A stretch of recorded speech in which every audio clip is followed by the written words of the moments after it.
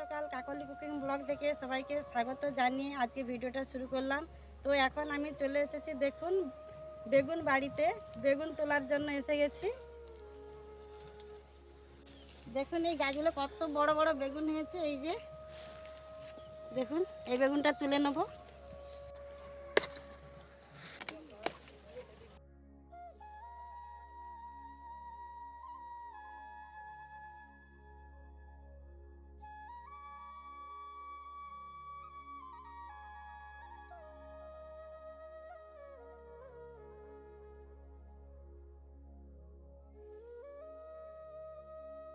এক ধামি হয়ে গেছে, আরেক ধামি তুলতে চলে যাচ্ছি। কত বড় বড় বেগুন দেখুন।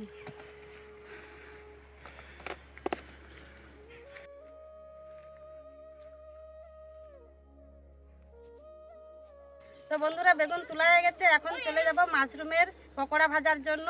তো চলুন যাওয়া যাক।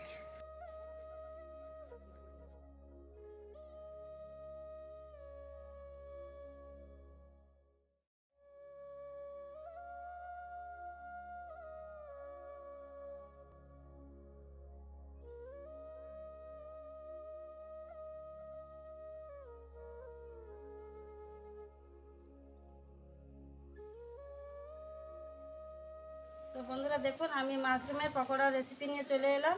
আমি আজকে মাশরুমের দু রকমই পকোড়া রেসিপি দেখাবো, আপনাদের যেইটা ভালো লাগবে সেই রকমই করে খাবেন। তো এখন তাহলে চলে যাই মাশরুমের পকোড়া তৈরি করার জন্য। তো বন্ধুরা, মাশরুমের যে পকোড়া করব কি কি উপকরণ নিয়েছি দেখে নিন একবার।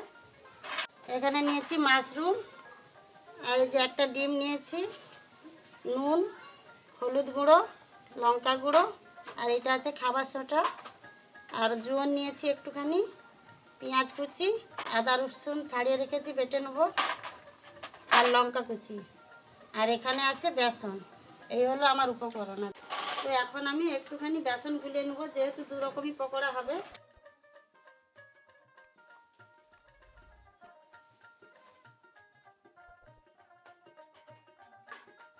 এই যে বেসনটা গুলাবো, এটা একটুখানি আমি জোয়ান দিয়ে দিচ্ছি, 1 চিমটি খাবার সোডা, একটুখানি লঙ্কার গুঁড়ো,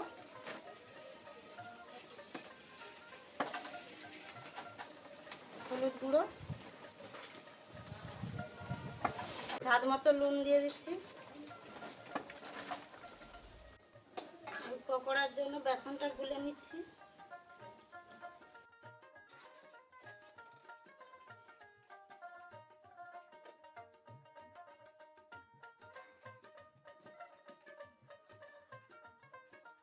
বেসনটা আমার গুলানো হয়ে গেছে, এবার রেখে দিচ্ছি। অনেকে হয়তো মাশরুম জানে না দেখতে কীরকম। দেখুন, এইটা হচ্ছে মাশরুম। আমি এখন মাশরুমগুলো কেটে নেব।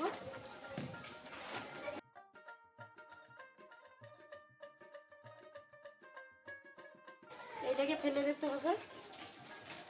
মাশরুমগুলো আমি আগে থেকেই ধুয়ে রেখেছি।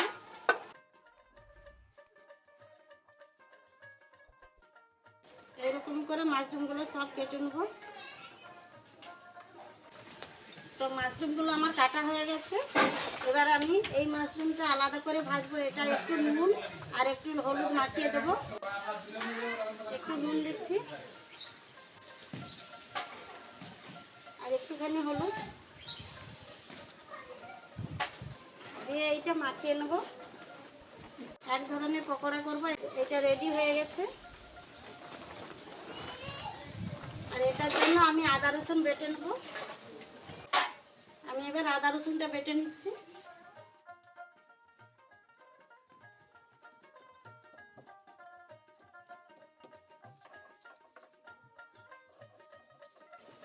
আদা রসুন বাটা হয়ে গেছে, এর মধ্যে দিয়ে দিচ্ছি এই মাশরুমটায় আদা রসুন বেটে দিয়ে দিয়েছি। এবার দিয়ে দিচ্ছি পেঁয়াজ কুচো, লঙ্কা কুচো, নুন, হলুদ গুঁড়ো, লঙ্কা গুঁড়ো আর একটুখানি খাবার সোডা দিয়ে দিচ্ছি। এবার আমি বেসন দিয়ে দেবো।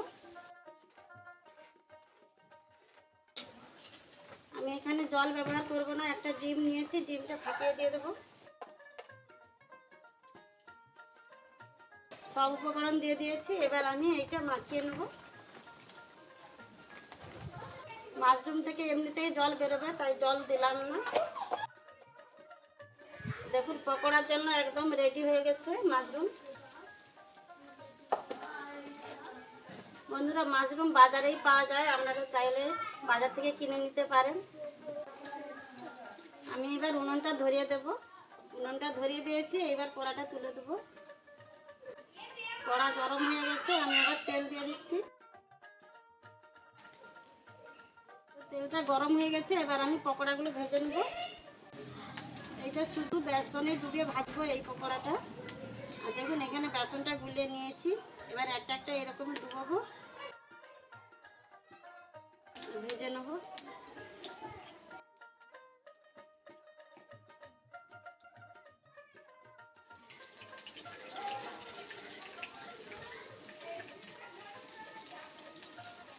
দেখুন এই পকোড়াগুলো ভাজা হয়ে গেছে, এবার নামিয়ে নেব।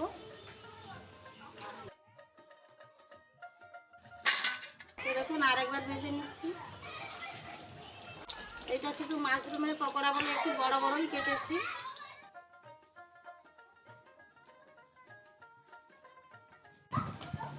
এক ধরনের পকোড়া হয়ে গেছে, আরেক ধরনের ভাজবো এক্ষুনি।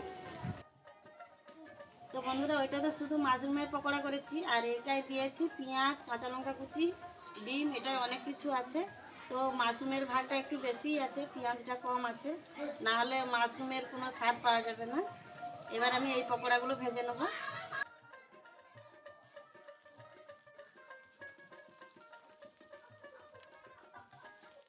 দেখুন পকোড়াগুলো কত সুন্দর হয়েছে, এবার উল্টিয়ে দেবো। তো বন্ধুরা মাশরুম এতটাই ভালো লাগে খেতে, আমি যেখানেই দেখি বাজারে যদি মাশরুম দেখতে পাই আমি সেখান থেকেই কিনে আনি। এত ভালো লাগে খেতে মাশরুম, মাছ না থাকলেও কিন্তু শুধু মাশরুম দিয়েই খাওয়া হয়ে যাবে। তো বন্ধুরা আপনারা যে দেখছেন আমি মাশরুমের পকোড়া করছি, তো মাশরুম কিভাবে চাষ হয় আপনাদের কাছে আমি দেখানোর চেষ্টা করব। পকোড়াগুলো হয়ে গেছে আমার, এবার নামিয়ে নেব।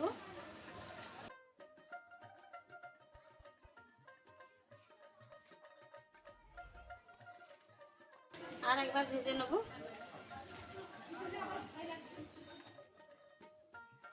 আমার সব পকোড়াগুলো ভাজা হয়ে গেছে, এবার নামিয়ে নেব। পকোড়া ভাজা হয়ে গেছে সব, এখন আমার ছেলেকে পকোড়া খেতে দিয়ে দেবো।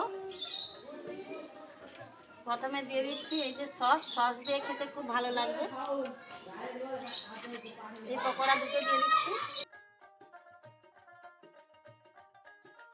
আর এগুলো দুটো দিয়ে দিচ্ছি।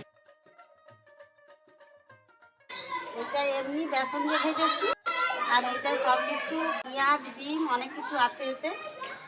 এবার খেয়ে বলো কি লাগে। আগে দুটো খাই, তারপর কোনটা ভালো লাগছে বলবো আপনাদের।